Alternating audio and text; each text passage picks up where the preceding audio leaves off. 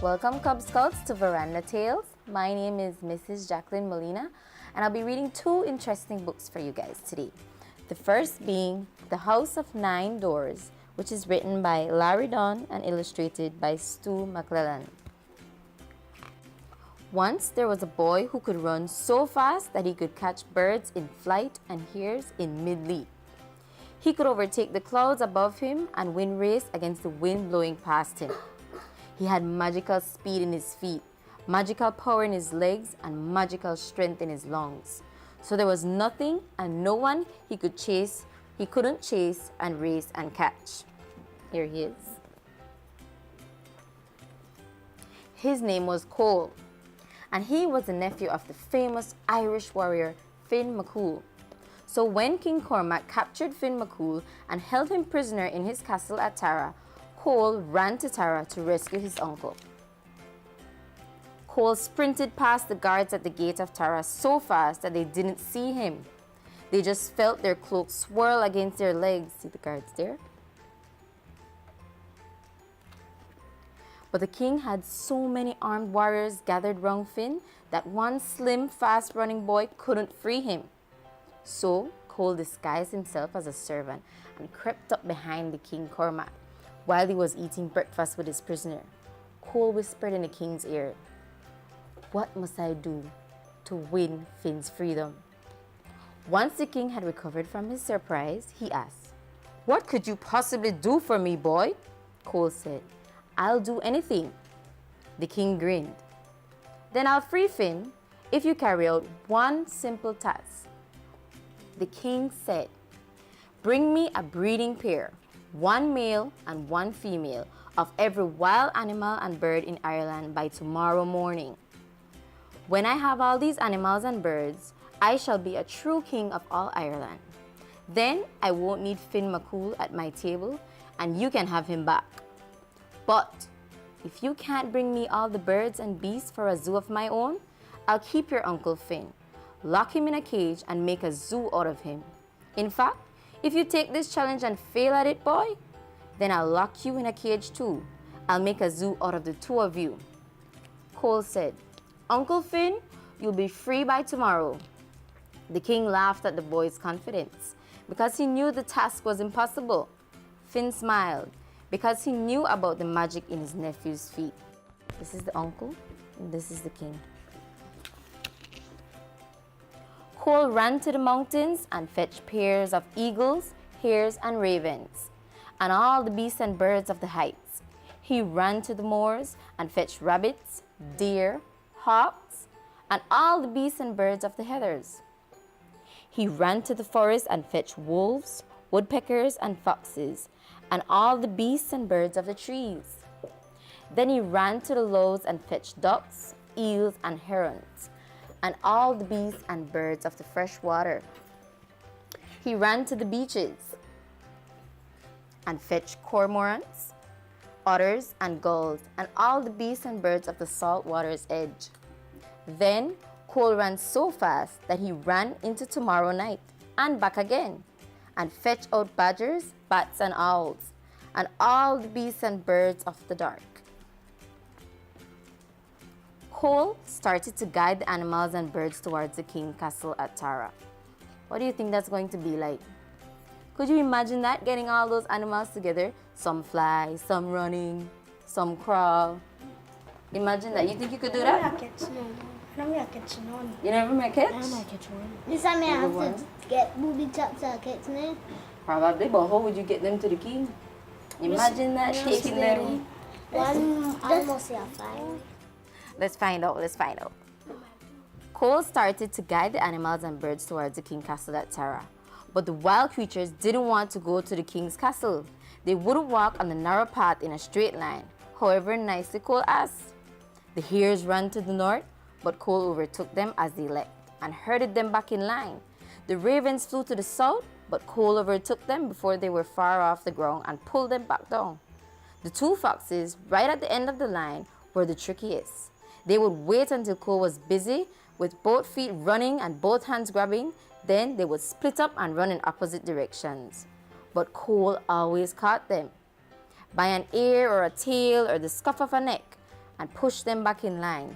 Look at that. Look at all the confusion. Cole's feet were grazed and his legs were tired, but he finally herded the line of animals and birds right up to the castle gates just as the sun went down. "I have a gift for the king," he called, "a breeding pair of each bird and beast in the land. I'll give these to the king, and he will free my Uncle Finn." "Not yet," the tallest guard shook his head. "The king gave us our orders. He doesn't want the birds and the beasts until tomorrow morning. Bring them back at sunrise." Cole looked down at the animals, poised on their paws to run off as soon as they got a chance. He said to the guard, "Even if the king has decided he doesn't want these animals as much as he wants my Uncle Finn, we made a deal. So these are now the king's animals, and I'm sure you don't want them to get cold or wet overnight. Do you have a stable or barn that I can keep them?" The guard grinned. "Oh yes, the king has arranged very comfortable beds for you all." Do you think that's true? No. I don't think so either. The guard showed Cole to a house outside the castle walls. It was a nice new house, warm and clean with a fireplace and windows. See? But it was a house with 9 doors. 2 at the front, 2 at each side, and 3 doors at the back. And not one of the 9 doors had a lock. Cole herded the animals in, helped them settle down for the night, then went back outside to stand guard. Cole stared at the house with the 9 doors. Perhaps the animals wouldn't notice that the doors didn't lock, he thought. Perhaps the animals wouldn't realize that they could just push the doors open. Perhaps he could take a break from running and chasing. He watched the house. He listened at the windows. There was silence and peace inside. Cole smiled. But it didn't stay quiet for long. Bang! Clatter! Crash! All 9 doors opened at once, and all the animals dashed out. Oh. The hares and herons, pigeons and polecats, ducks and deer, all burst out of the 9 doors, and the stag ran right at Cole. The stag's huge antlers and strong shoulders knocked Cole over. Cole tumbled to the ground, gasping for breath. He lay still, listening to the hooves and paws and wings of the animals escaping. But he also heard the hammering and clinking of the king's workmen, building cages for him and his Uncle Finn. So he leapt up. He grabbed the birds and their tail feathers before they were far off the ground, and a hawk's claws scraped his hand. He scooped up a tiny animal before they were out of sight, and a mouse's teeth nibbled his fingers. He overtook the deer and the badgers and wolves before they reached the trees, and a rabbit kicked mud in his eyes. Last of all, he caught up with 2 cunning foxes. They just grinned at him, as if this was a game, and he shut all the birds and beasts inside the house of the 9 doors. But Cole knew those doors wouldn't stay closed, so he took a deep breath and ran faster than he had ever run before to the top of the nearest mountain. He ran faster than the wind, faster than thunder, faster than a lightning bolt. He pulled 9 rocks from the summit and sprinted back down to the house of the 9 doors. He moved so fast that when he reached the house, the doors were just creaking open. He pushed the mice in with his toes and wedged one door shut with a rock. He shoved the oxen in with his shoulder and wedged another door shut with a stone. Then he grabbed a pair of foxes by their back legs, one coming out the front and one coming out the side, and wedged those doors shut with boulders. Finally, every door was held closed by a very heavy rock. Good idea, right? Let's hope it works. No matter how hard the foxes and oxen and deer pushed, they couldn't force the doors open. Cole sat down against the ninth door, rubbing his toes and yawned. His eyes closed, his breathing slowed, and Cole fell asleep. Suddenly, under his bare toes, the earth began to shiver and shift. He jerked awake and saw two rabbits appear out of a dusty new rabbit hole. Rabbits are smart. They're determined to escape, right?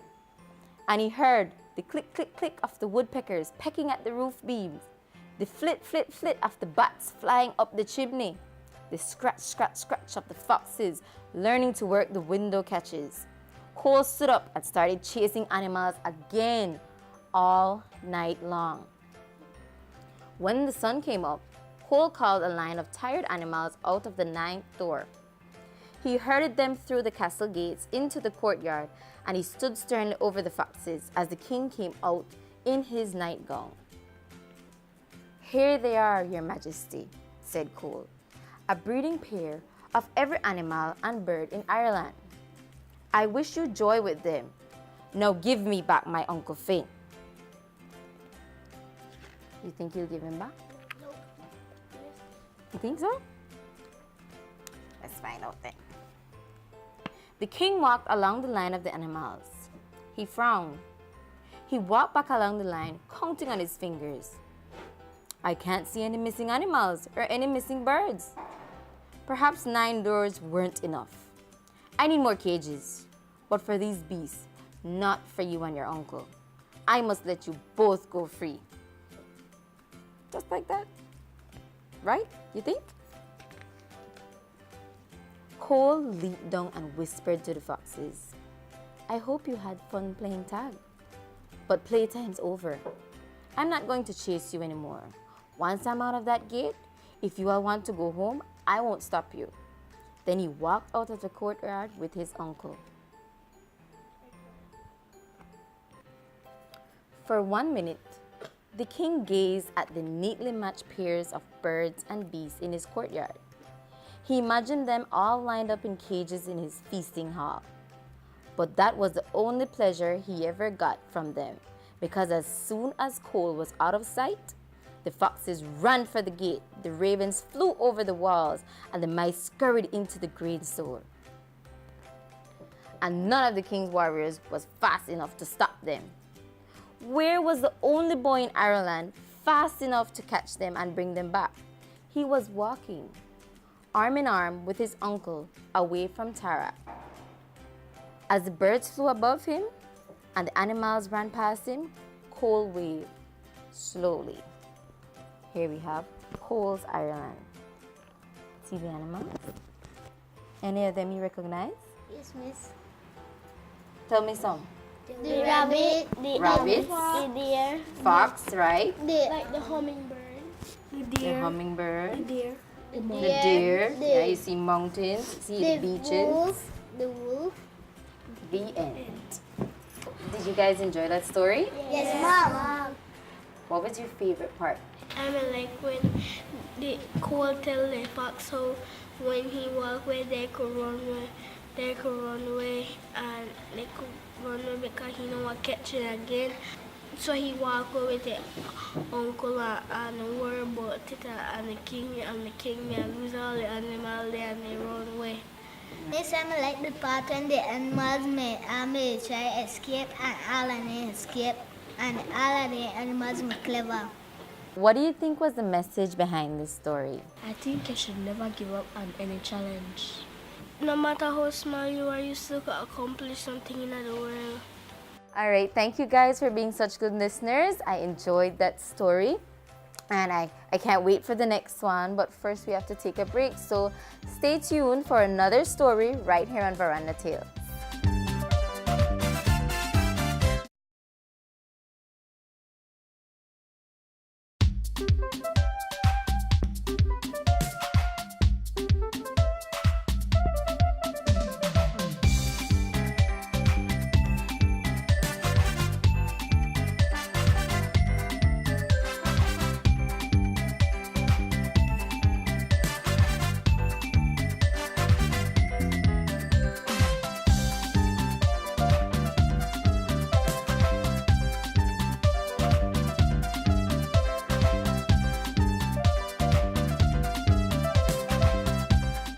welcome back to Veranda Tales. We're back with our second story.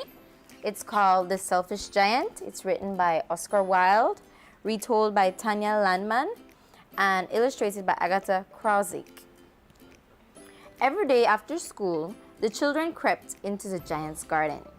No one had told them that they could, but then no one had told them that they couldn't. They were doing no harm, they said to each other. The giant wasn't there. He's been away for years and years.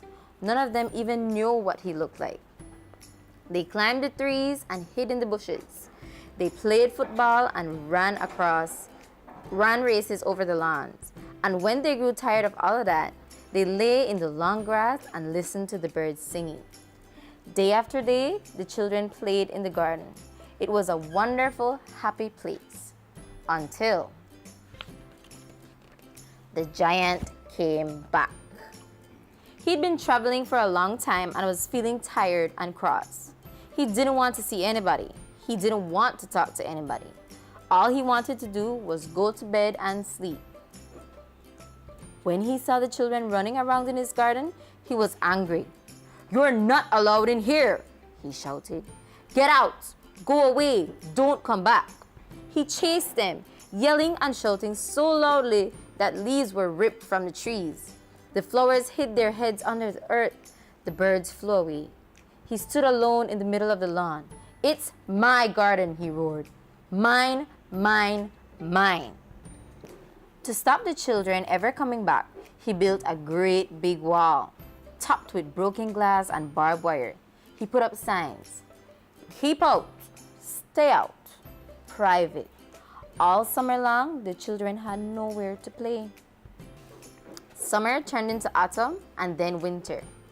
Snow flew over the city, throwing great white flakes from the sky. Her brother Frost slid over ponds and puddles, turning them to ice. See snow coming? Outside in the streets, the traffic turned the snow gray and gritty.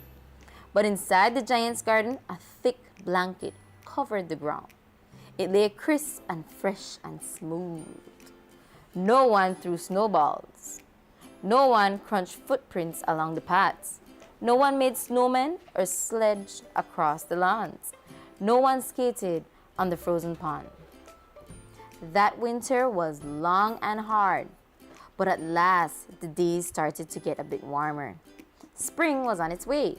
Every year when spring came, snow and frost had to fly north. But this year was different. The children had been chased from the selfish giant's garden. Without them swinging in the branches, there was nothing to do to wake the trees from their winter sleep. The birds had flown away. Without them singing, the flowers still dozed under the ground. Snow and Frost were delighted. "We can stay here forever," Snow said to his brother. "This will be our home."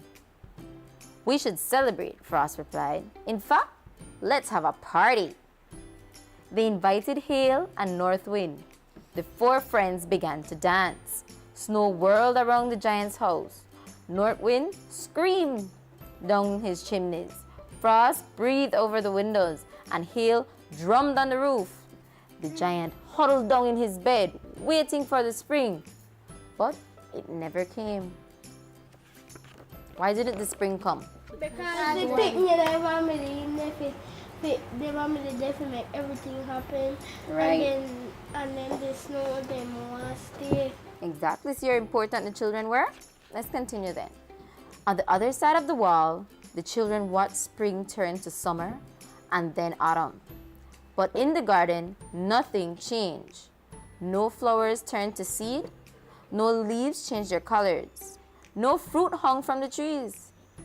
The snow and ice got deeper and thicker, and the air got colder and colder.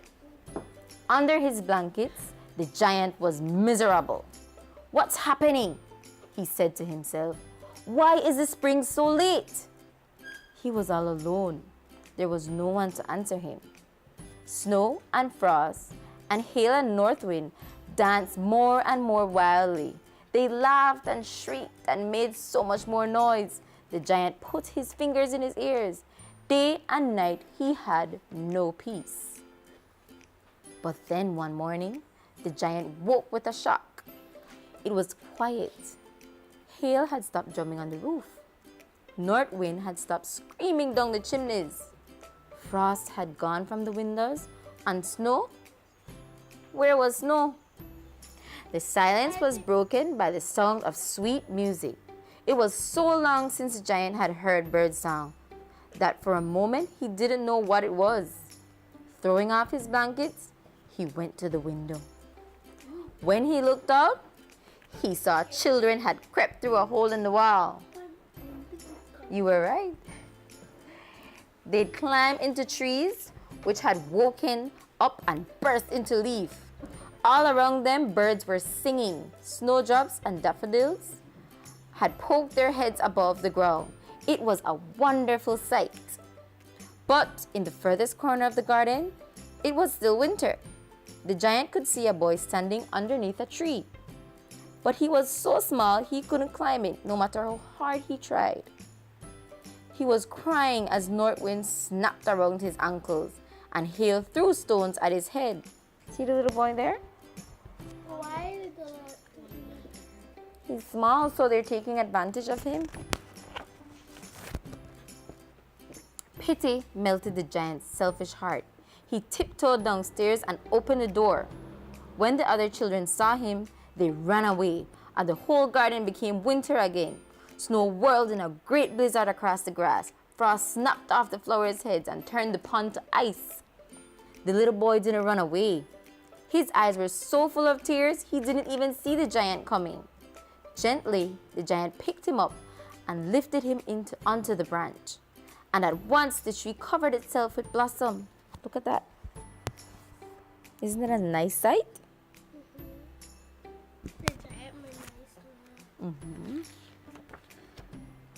The giant looked at the boy. It was strange, he thought. The boy was so small, so young. He could only be 2 or 3, and yet his eyes seemed as old as the stars. The boy didn't say a word, but sat gazing at the giant. His eyes, that were as deep and dark as the endless universe, glowed with sorrow and sadness, and joy and love. When the other children saw the boy smiling at the giant, they came running back. The spring came with them. Turning away from the boy, the giant went to work. He fetched a hammer and knocked down the wall. "It's your garden now," he told the children. "Play wherever you like. Make yourselves at home." What would be the first thing you'd do if the giant told you that? I'm going to get my friends and then we going to play dominoes and bring music and play all day. Wow. Let's continue then. They climbed the trees and hid in the bushes. They played football and ran races over the lawns. And when they grew tired, they lay in the long grass and listened to the birds singing. The giant sat in the warm sunshine and watched them. But he couldn't see the little boy. He lifted onto the tree. And when he asked where he is, the children said they didn't know. They never seen him before. They didn't know who he was or where he lived. After that, the children played in the giant's garden every day. But the young boy with eyes as old as stars never came again. The giant often wondered about him. Who was he? Where had he come from? Where had he gone? The giant missed him. The seasons changed. Years went by. The children grew up and had children of their own who played in the garden every day after school. The giant got older and weaker, but he still loved to sit and watch them. He loved the plants and flowers, but he loved seeing the children run and climb most of all. And then, one winter's morning, when he'd grown very old and frail, the giant looked out his window. In the furthest corner was a tree he'd never seen before. Its golden branches bore silver fruit and white blossom. But the giant hardly noticed because standing under it was the young boy. He'd never grow, no taller or older than the last time the giant had seen him. There he is, under the tree, still very small. Maybe not drink milk. The giant's legs were stiff and his joints ached.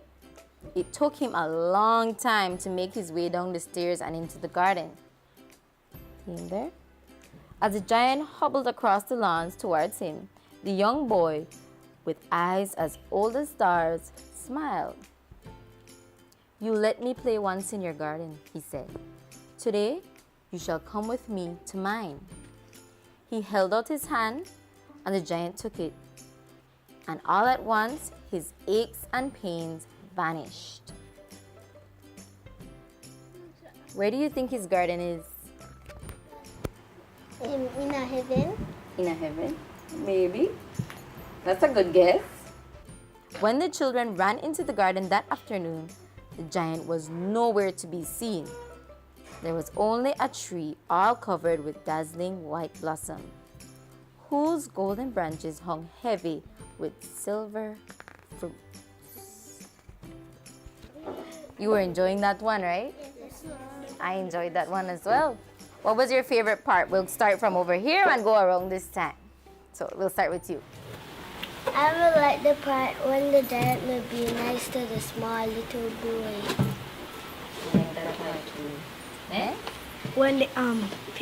When the kids there broke the wall and get in the thing for play and the giant may be nice to me. I like the part when the giant put the cement over his yard for not make the kids go in his yard. Alright, so let me hear from you now. What do you think is the message behind the story? That you can share kindness with someone and then someone will continue like a generation, that you give them the kindness because you've been kind to them and you and the other person have not been kind to people, so that person start to be kind. The message is when someone be kind to you, you will be kind to them. I think the message that when somebody be mean to you, you still be kind to them and then they start being kind. Okay, right. You're the example. You show them how to be. Alright guys, now show me just how much you enjoy Veranda Tales today. Yay! Yeah, that's good. I did too. So thank you for joining us and tune in next week for another edition of Veranda Tales. Problem-solving skills are important in all aspects of life. Parents should help their children to initiate solving their problems and generate solutions. Here are 2 helpful tips for moms and dads. Teach problem-solving skills as a process. Teach your children to follow these steps when problems arise. 1. Identify the problem. 2. Develop at least 3 possible solutions.